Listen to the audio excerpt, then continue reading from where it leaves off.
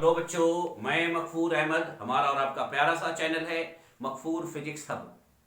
आज मैं class 10th के बच्चों के लिए टर्म टू एग्जाम के लिए इफेक्ट ऑफ करंट चैप्टर का एक टॉपिक लेकर आए, इलेक्ट्रिक पोटेंशियल।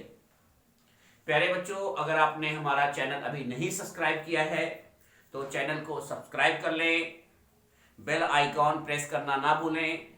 जो भी हम वीडियो अपलोड करेंगे उसका नोटिफिकेशन आपको मिलता रहे। इलेक्ट्रिक पोटेंशियल के कॉन्सेप्ट के बारे में हम आज आपको एक्सप्लेन करेंगे। इलेक्ट्रिक पोटेंशियल का कॉन्सेप्ट बताएंगे, इलेक्ट्रिक पोटेंशियल का फार्मूला क्या होता है, इलेक्ट्रिक पोटेंशियल की यूनिट क्या होती है, ये सारे टॉपिक आज हम कवर करेंगे।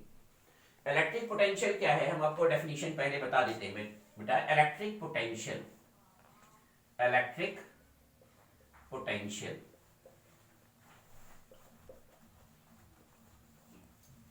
What is electric potential. बेटा आपके पास quantity of positive charge Q है, प्लस Q। आपके पास कोई पॉइंट चार्ज है, इसकी यूनिट, इसकी वैल्यू हम 1 कूलम कंसीडर कर लें। 1 कूलम, 1 कूलम चार्ज को हम इनफाइनाइट से इलेक्ट्रिक फील्ड तक कैरी कर रहे हैं, तो जो वर्क डन होगा वो हमारा इलेक्ट्रिक पोटेंशियल होगा। वर्क डन हमारा इलेक्ट्रिक पोटेंशियल होगा। Work done bringing 1 coulomb charge from infinity to any point of electric field is known as electric potential. Work done bringing 1 coulomb charge from infinity to any point of electric field is known as electric potential. यानी कि infinite से 1 coulomb charge को electric field तक carry करने के लिए जो work done होगा वो हमारा इलेक्ट्रिक पोटेंशियल होगा, जिसे हम कैपिटल V से डिनोट करते हैं। इसको नॉर्मल लैंग्वेज में वोल्टेज भी कहते हैं। यानी कि आपके घर सप्लाई 220 वोल्ट की आ रही है इलेक्ट्रिसिटी, यानी कि 1 कूलम्ब चार्ज को कैरी करने में जो वर्क डन हो रहा है वो 220 जूल हो रहा है। जिस फिजिकल क्वांटिटी को हम लोग यूनिट कंसीडर करते हैं उसको हम नीचे ले लेते हैं। यानी कि Q को जब आप 1 कूलम्ब लेंगे, क्वांटिटी ऑफ चार्ज जब आप 1 कूलम्ब कंसीडर करेंगे तो पोटेंशियल डिफरेंस आपका वर्क डन के इक्वल हो जाएगा। Work done bringing 1 coulomb charge. बेटा अगर आप टॉपिक को राइट करना चाहते हैं तो वीडियो को पॉज करके राइट डाउन करते रहिए। Work done bringing 1 coulomb charge from infinity to any point of electric field is known as electric potential. Electric potential को V से डिनोट करते हैं। अगर Q कूलम्ब चार्ज को कैरी करने में वर्क डन हमारा जो है वो W है, तो इलेक्ट्रिक पोटेंशियल जो होगा हमारा वो V हो जाएगा। इलेक्ट्रिक पोटेंशियल क्या होगा बच्चों? V होगा। और V इज इक्वल टू हमारा क्या है? W upon Q। वर्क की यूनिट जूल है, चार्ज की यूनिट हमारा कूलम्ब है, तो V हमारा जूल पर कूलम्ब है।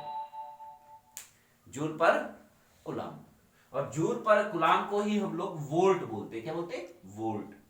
यानी कि 1 वोल्ट जो होगा वो 1 जूल पर कूलम्ब के इक्वल होगा। 1 वोल्ट जो होगा बेटा वो 1 जूल पर कूलम्ब के क्या होगा? इक्वल हो जाएगा। 1 वोल्ट जो होगा वो 1 जूल पर कूलम्ब के इक्वल होगा। यानी कि 1 कूलम्ब चार्ज को कैरी करने में अगर वर्क डन हमारा 1 जूल है तो इलेक्ट्रिक पोटेंशियल हमारा क्या होगा? वो 1 वोल्ट होगा। उसके बाद एक कॉन्सेप्ट है पोटेंशियल डिफरेंस, जिसको हम लोग शॉर्ट में पीडी लिखते हैं। PD, potential difference.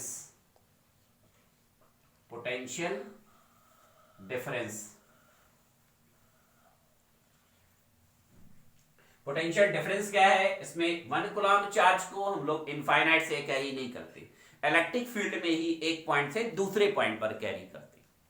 जैसे मान लीजिए आपके घर सप्लाई आ गई, अब उस सप्लाई को आप इलेक्ट्रिक फील्ड में एक पॉइंट से दूसरे पॉइंट पर कैरी कर रहे हैं, तो work done bringing 1 coulomb charge from any point of electric field, work done bringing 1 coulomb charge from 1 point two another point is known as electric potential difference. Electric potential difference की बात हो रही है तो आप डेल्टा वी ले लीजिए, change in potential ले लीजिए, पोटेंशियल का डिफरेंस ले लीजिए, चेंज इन पोटेंशियल ले लेंगे या पोटेंशियल डिफरेंस ले लेंगे। अब इलेक्ट्रिक फील्ड में मान लीजिए आपका जो चार्ज है Q, इसको कैरी कर रहे हैं ए पॉइंट, बी पॉइंट से ए पॉइंट तक कैरी कर रहे हैं या ए से बी पॉइंट पर कैरी कर रहे हैं, तो हमारा जो पोटेंशियल डिफरेंस होगा वो delta V is equal to W A B upon Q हो जाएगा। यानी कि जो चेंज इन पोटेंशियल होगा हमारा वो VA minus VB is equal to W A B upon Q. Work done bringing 1 coulomb charge from any point to another point in electric field is known as electric potential difference। यानी कि 1 coulomb charge को अगर हम एक point से दूसरे point पर carry कर रहे हैं इलेक्ट्रिक फील्ड में, तो जो वर्क डन होगा वो हमारा क्या होगा, इलेक्ट्रिक पोटेंशियल डिफरेंस होगा। हमारा क्या हो जाएगा बेटा, इलेक्ट्रिक पोटेंशियल डिफरेंस। इसकी भी यूनिट वही होगी, joule per coulomb are volt. इसकी जो यूनिट होगी वो क्या हो जाएगी बेटा, joule per coulomb are volt. Electric current का कॉन्सेप्ट हमने आपको पहले एक्सप्लेन किया है। पोटेंशियल, इलेक्ट्रिक पोटेंशियल और इलेक्ट्रिक पोटेंशियल डिफरेंस हम आपको एक्सप्लेन कर दे रहे हैं। इलेक्ट्रिक करंट हमने आपको बताया था quantity of charge per unit time, electric potential V is equal to W upon Q। अब हमारे पास एक इंपॉर्टेंट टॉपिक है वो electric resistance. Electric resistance, electric resistance की दो डेफिनेशन हम आपको बताएंगे, एक फार्मूला बेस्ड डेफिनेशन बताएंगे और एक थ्योरी बेस्ड डेफिनेशन बताएंगे। किसी भी कंडक्टर में जब करंट फ्लो होता है तो जो अपोजिशन, जो फैक्टर अपोज करता है वो इलेक्ट्रिक रेजिस्टेंस है। Opposition offered flow of current in the conductor, opposition offered, जैसे कंडक्टर में करंट पास हो रहा है तो जो अपोजिशन ऑफर्ड होगा, opposition offered flow of current in the conductor is known as electric resistance. Current pass हो रहा है तो जो करंट पास को अपोज कर रहा है, the opposition offered flow of current in the conductor is known as electric resistance. Electric resistance जो है वो उसको हम कैपिटल R से डिनोट करते हैं। ये the ratio of potential difference to the flow of electric current, the ratio of potential difference to the flow of electric current is known as electric resistance. It is denoted by capital R। यानी कि potential difference और flow of current का जो ratio होगा वो हमारा electric resistance होगा। Electric resistance को कैपिटल R से डिनोट करते हैं।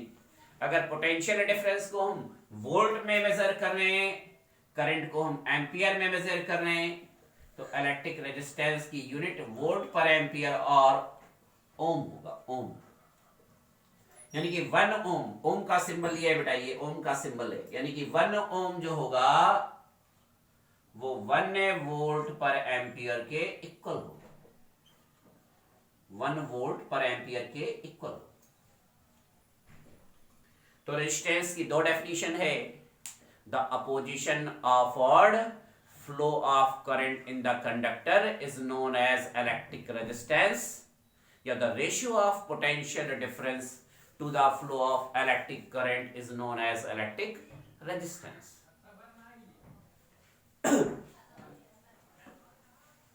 तो करंट का कॉन्सेप्ट, पोटेंशियल डिफरेंस का कॉन्सेप्ट और इलेक्ट्रिक रेजिस्टेंस का कॉन्सेप्ट हमने आपको एक्सप्लेन कर दिया। अब नेक्स्ट टॉपिक है हमारा ओम्स लॉ। ओम्स लॉ हम एक्सप्लेन कर देंगे, उसके बाद हम लोग पढ़ेंगे कि रेजिस्टेंस किस किस फैक्टर पर डिपेंड करता है, वो नेक्स्ट लेक्चर में पढ़ेंगे। ओम्स लॉ हम आपको एक्सप्लेन कर देंगे। एक साइंटिस्ट है, उनका पूरा नाम था जॉर्ज साइमन ओम, जॉर्ज साइमन ओम। उन्होंने पोटेंशियल डिफरेंस और फ्लो ऑफ करंट के बीच एक रिलेशन एस्टेब्लिश किया।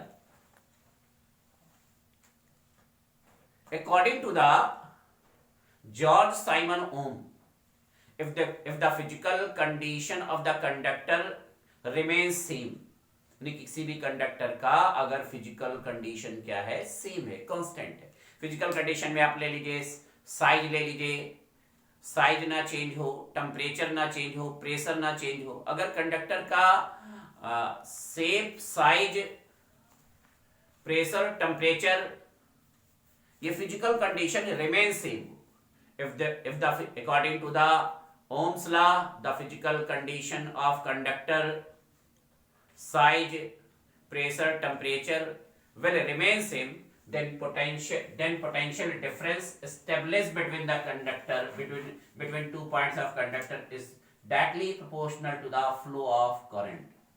यानी कि कंडक्टर के 2 पॉइंट के बीच जो भी पोटेंशियल डिफरेंस एस्टेब्लिश करेंगे वो फ्लो ऑफ करंट के क्या होगा, डायरेक्टली प्रोपोर्शनल होगा। यानी कि जितना ज्यादा पोटेंशियल डिफरेंस एस्टेब्लिश करेंगे उतना ज्यादा करंट फ्लो होगा। यानी कि पोटेंशियल डिफरेंस जो होगा वो फ्लो ऑफ करंट के डायरेक्टली प्रोपोर्शनल होगा। V प्रोपोर्शनल I होगा। इस प्रोपोर्शनलिटी को हम इक्वल में कन्वर्ट करते हैं, कांस्टेंट लेते हैं, V is equal to IR, then R is equal to V upon I, where R is constant, where R आपका क्या है बेटा, कांस्टेंट है, जिसको हम लोग क्या कहते हैं, इलेक्ट्रिक रेजिस्टेंस बोलते हैं। डेफिनेशन अभी हमने आपको इलेक्ट्रिक रेजिस्टेंस की बताई है।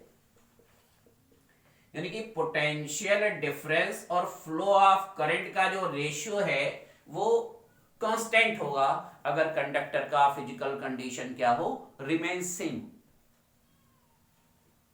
यानी कि पोटेंशियल डिफरेंस और फ्लो ऑफ करंट का जो ग्राफ बनेगा वो स्ट्रेट लाइन बनेगा, ये स्लोप, ये R, ये कांस्टेंट।